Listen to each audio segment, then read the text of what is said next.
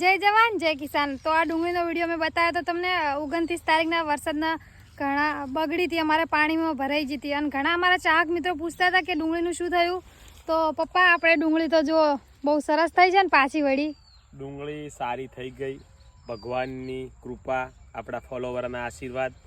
કારણ કે આપણા ફોલોવર આપણા માટે જે પ્રાર્થના કરી રહ્યા છે એ ખરેખર દિલથી લોકો પ્રાર્થના કરે। ભાઈ કન્વરજીભાઈના રામાધણીને પ્રાર્થના, કોઈ કોમેન્ટ પણ કરી હતી બધાએ માતાજીને પ્રાર્થના, અને એ દુઆ આપણે સૌને કામ લાગી છે। આજે ડુંગળી બહુ સારી થઈ છે, ભાવ થોડાક ઓછા છે પણ એ પણ આ વખતે પ્રોડક્શન વધારશે એટલે પરવડશે।